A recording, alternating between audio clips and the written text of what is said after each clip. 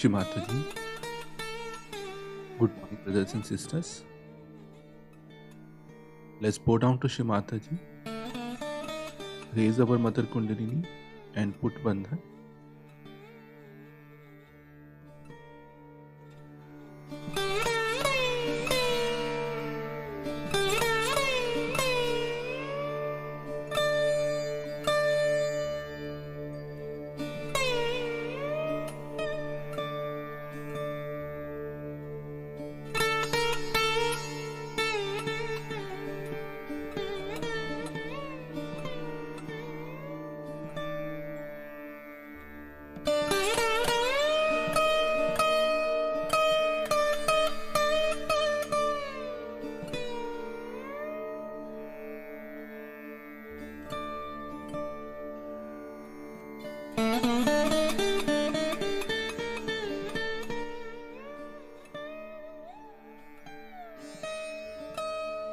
Shri Ganesh Mantra.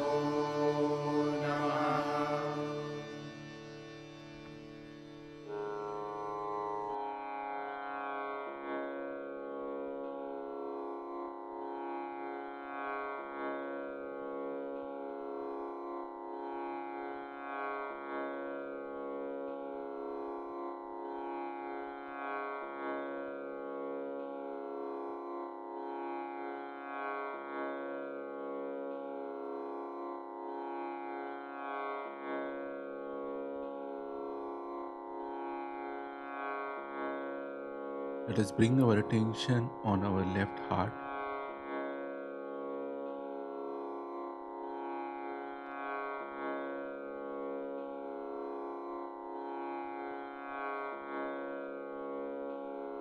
Mataji, by your grace, I am a pure spirit.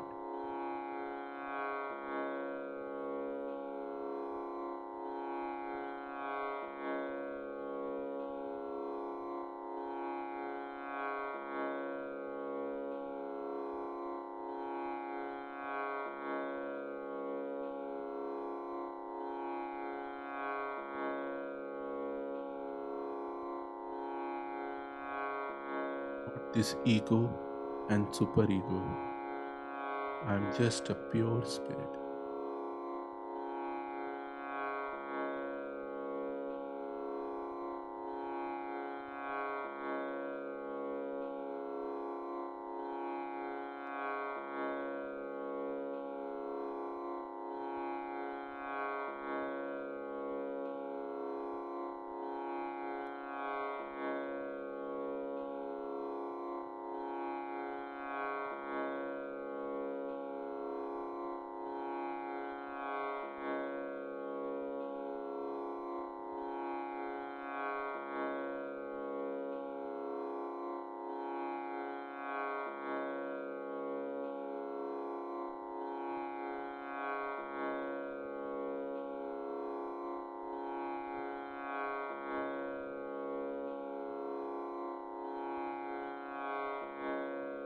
Right hand on your forehead.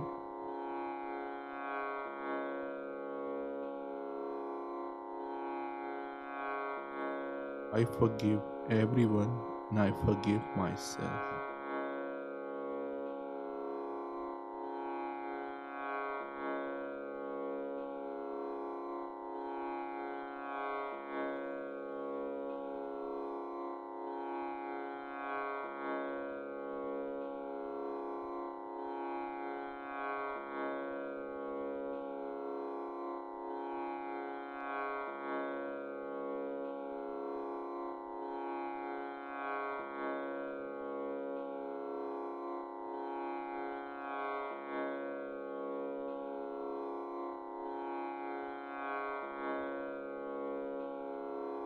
Hand on our Sahasrara.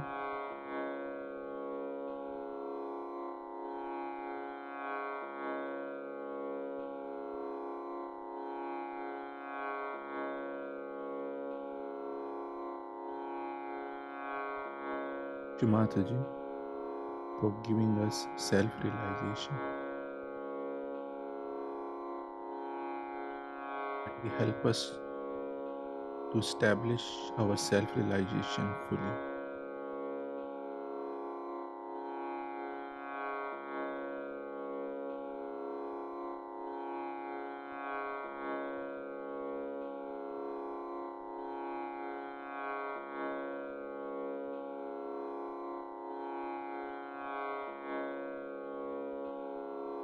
Bless us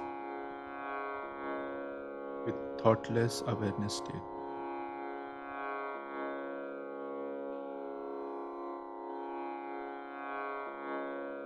Put our hand back on the lap. The attention on Sahasrara. Let's listen to Shimataji's speech.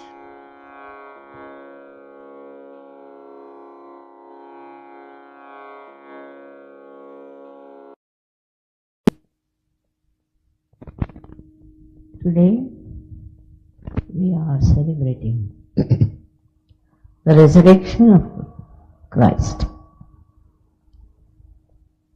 That is the greatest message of Christ's life, not the crucifixion. Anybody can be crucified and killed, but this dead body of Christ was resurrected from death. Death itself died and he overcome.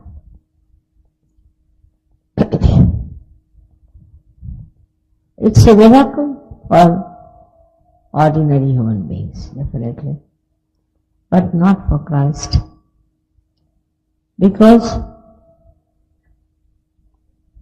he was a divine person. He was Sri Ganesha. He was Omkara itself. So, he could walk on the water. Gravity would not affect him. And also, he got resurrected because death could not affect him. Such a great divine personality, specially created for human beings, that people should recognize him. But they did not recognize him. They killed him in a very brutal manner. And even now, they think cross is a great thing because Christ died on the cross. It's a very cruel idea of human beings to respect the cross. What does it show? It shows that people liked all the cruelties done to him, symbolizing cross as the one that represented his death and his atrocities. the way he was tortured. So it was a very sad time when he was crucified. But when he got resurrected, it was the most joyous, most auspicious, and most beautiful time. The resurrection of Christ is very symbolic for Sahaja. If Christ could be resurrected, then human beings also can be resurrected, because he came as a human being with all powers, and he created the path of resurrection for us. This path of resurrection is the one that we have followed in Sahaja Yoga. But the greatest thing is the piercing of the Agya Chakra, which is described in all spiritual treatises, or may be called as the scriptures, that is the door which is golden, which is like a cover, and no one can pass through that. So constricted is this door of Agya Chakra. But Christ did cross that. His crossing has helped us today to open your Agya. Without opening the Agya, you cannot go to Sastra. And this was done so easily in your case, only because Christ could go through all that torture and all that brutality and crossed over. How much we should be indebted to him, I don't know words that can express. Because he is the one who took lead in telling people that you seek and you will find. And then he says that you have to come and bang at the door. This is exactly what has happened in your case. That you have risen up to Agya and then you have crossed beyond Agya. This crossing of Agya was not at all difficult for you. Though by your own ideas of thinking and of conditioning, of the futuristic planning and all that, it was a big crowd, I should say, of very black clouds were hovering on the thoughts, were overpowering. And you could not have penetrated through this Agya which was all covered. But you did. And you never even felt that you have crossed the Agya Chakra so easily. First of all, we all should really be very thankful to Christ for opening the Agya for you. For him, all the tortures and all the brutality were nothing, because his purpose of life, his purpose of his advent, his incarnation was to break the Agya Chakra. Today you will find that even though your Agya is opened out and you have crossed through, still you will be amazed that people get involved in the Agya Chakra. In Sahaja Yoga, people do get involved in Agya Chakra. Now, how do we see through introspection what happens to us? For example, once people come to Sahaja Yoga, they think they are in charge of this, in charge of that, in charge of all the Sahaja Yogis, and they start behaving in a manner which doesn't behove is Sajjad. Doesn't. I've seen them and I'm amused the way they just start thrusting themselves and showing off that they are very much in charge. This is nothing modern. This is used to be there with human beings. But if it was so, it was before Sahaja. Even now, people get into the mood of dominating others by saying that we are in charge. Sahaja Yoga is not so simple as it, because there are lots of temptations. Supposing you make somebody a leader. Now leader becomes sort of in charge, and he gets the drunkenness of power. When he is like that, he starts dominating all the rest of the people and also starts showing off that he is something very great and he has to dominate all the rest of the people. Then he creates an atmosphere of fear. Firstly, I've seen what happens with them is that they start saying falsely that mother has told this, mother has said so, this is mother's ideas. I have nothing to do with that gentleman. But he goes on talking like that and people get very frightened. Then also he can also frighten you by saying, I will tell mother. Mother will listen to me and she'll punish you. I am sometimes very surprised at such people because I have never said that I'll punish somebody or I'll take him out of Sahaja Yoga. Nothing of that. So this man who thinks no end of himself, he may be a leader, may not be a leader, maybe nothing in Sahaja Yoga. And then he starts talking like this in such a funny manner that it doesn't look that the person is a surgeon. Then he goes even further. He goes himself describing as something very great, as if he is the one who is chosen specially for the rising higher and higher. When I hear about these things, I am really amazed. How can people befool themselves all the time and behave in such a manner? First thing in Sahaja Yoga is humility. If you are not a humble person, you cannot be a Sahaja. The person who orders about,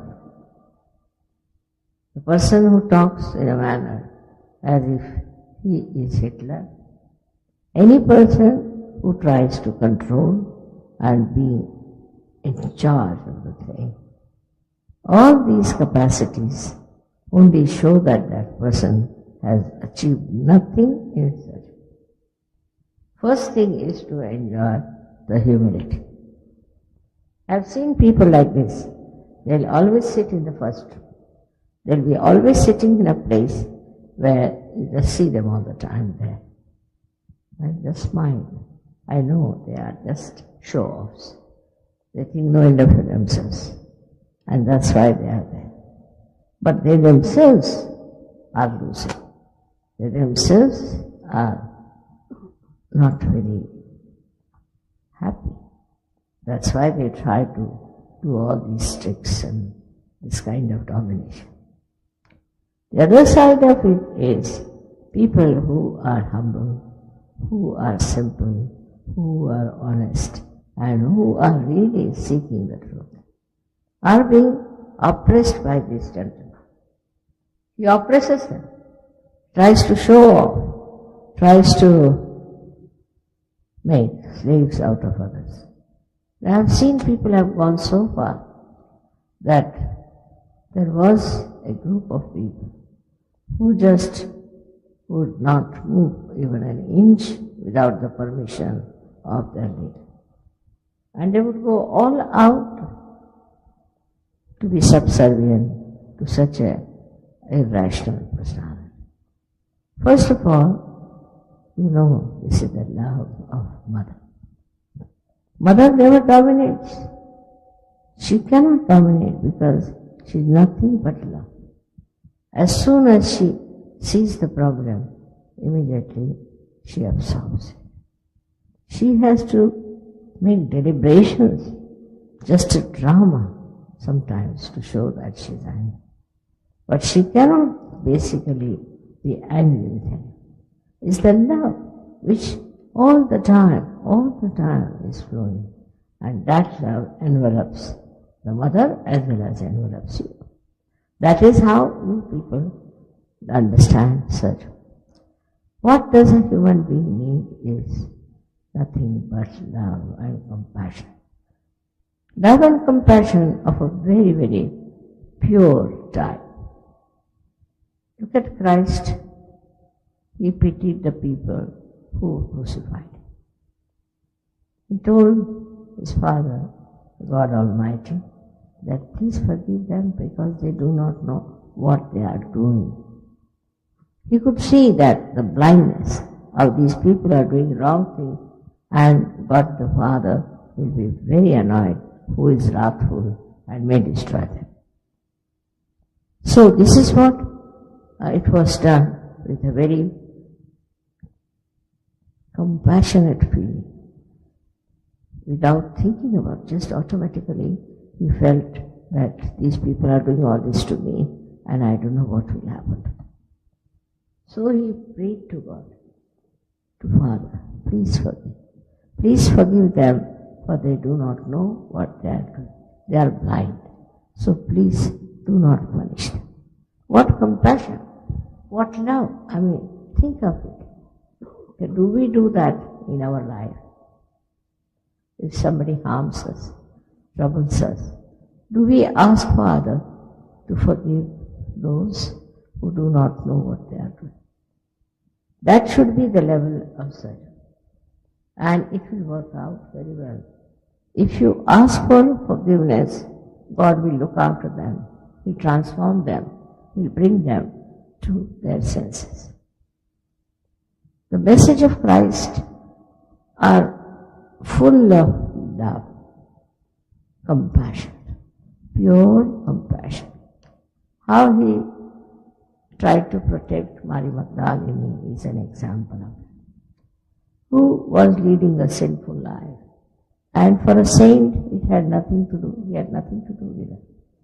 But when he saw she being stoned by people, he stood against her, took a stone in his own hand, and he says, all right, those who have not committed suicide, have not committed any wrong deed or have not committed any sin, can take the stone and hit them. And nobody came forward because they had to face themselves. When we are dominating others, then a kind of a cruel joy is there. Some sort of a joy that I don't understand myself, but people have.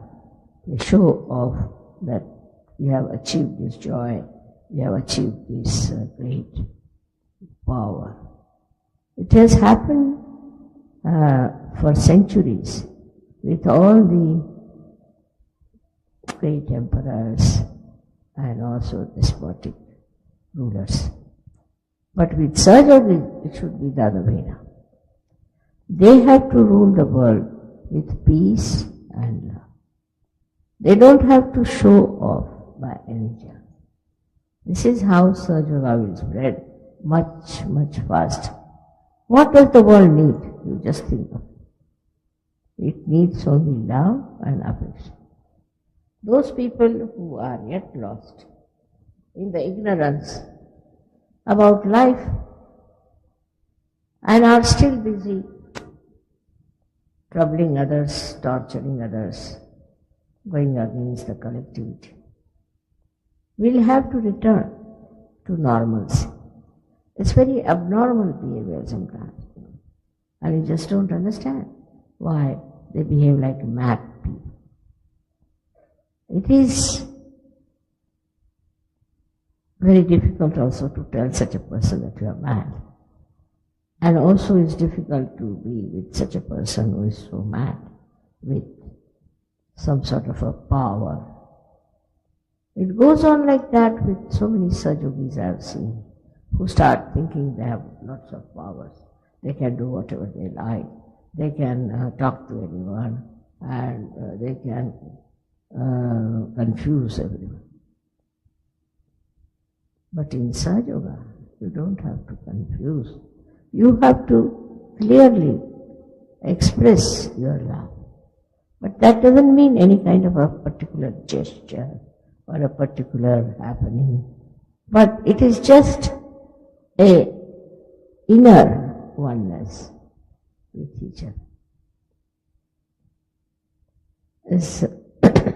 Sometimes I find Sajogis so much understanding each other, so much loving each other, so beautifully enjoying the love of other people. When I see that, I feel very, very happy, absolutely overjoyed. That's what I wanted. These people should enjoy is that. And you'll be amazed. The most enjoyable thing is the love that you give to others. You may not receive, but when you give love to others, then it's the most enjoyable thing. But the way you express yourself is also an art, I think, to understand how to please others, how to make them happy. I told the story before also about a saint who lived in Gagan Bauda. Is a what you can say, is a hill or a mountain.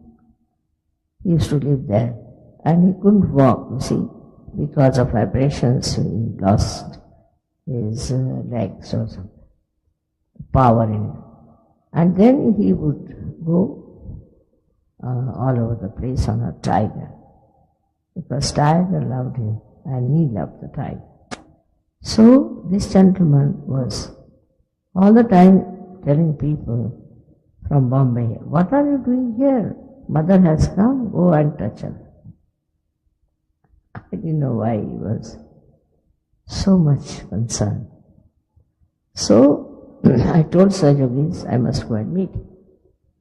So all these gurus, you see, they say that we don't leave our pillows. We have to be in our own pillow, means wherever they live, exist, they won't go out. I'm the other way round. I'm never stationed in one place. So they asked if I could go. I said, why not? So I went there. And the Sajogis said that, "Mother, you never go anywhere. So why do you want to go here?" I said, all right, see the vibration. And it's tremendous vibration. So when I went out, this fellow was very angry with the rain, because he was supposed to control the rain. He was supposed to be controlling the rain. It's very surprising that when I went up, he could not control, and I got completely drenched. So he was very angry. He was sitting on a stone, and like this behind that. I didn't say anything to him. I went inside and sat in the cave where he had made some arrangement for me to be seated. Then he came, he touched my feet, and he sat down.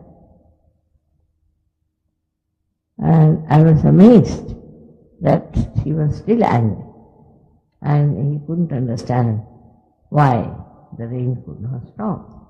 So he asked me, "Why did you not allow me to stop the train? Because after all, you have come in to see me all the way, and the rain should have behaved. And I also could not somehow or other control the rain. So what was the thing? What was the lesson?" I just smiled. I said, see, you are an ascetic, you are a sannyasi, and I am your mother.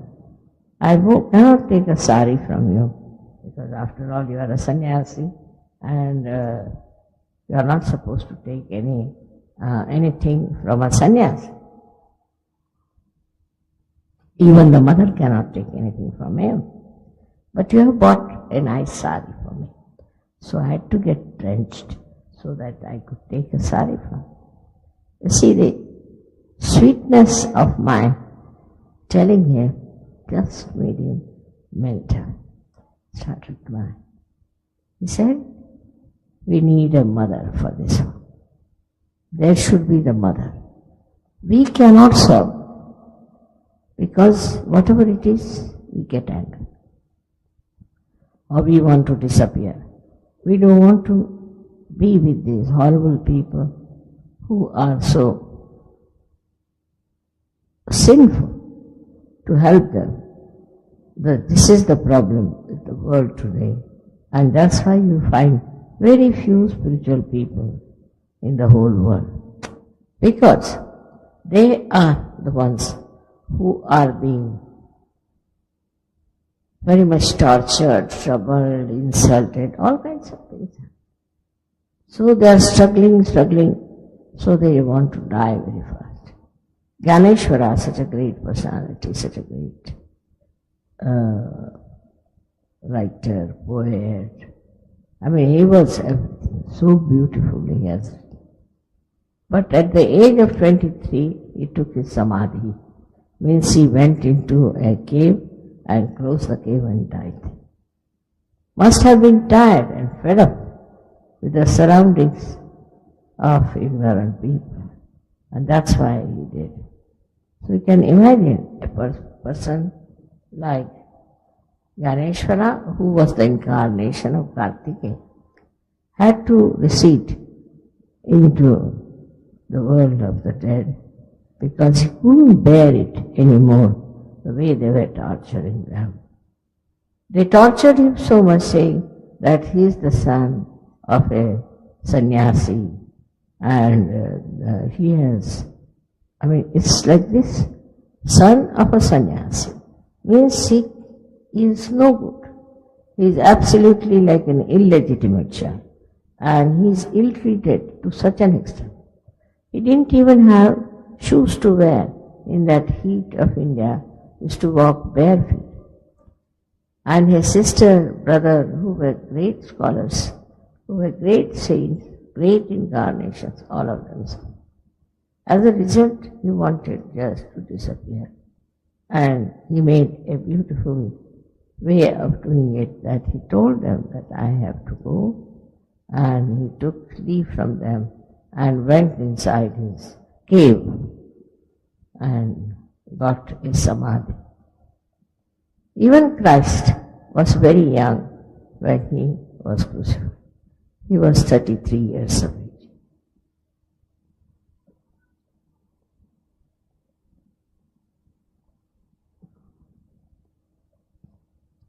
It was all planned by the divine that he was to be crucified, to make way for our Sahaja, to open the Agya, to sacrifice his life.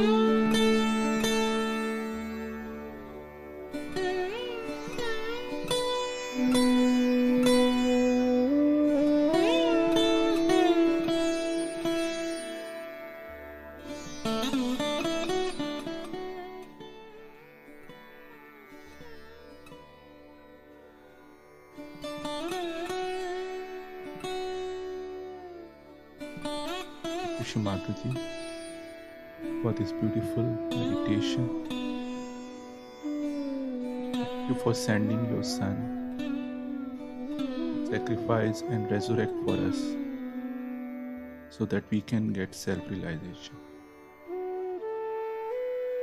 cue again and again. Yes, Shri Mataji.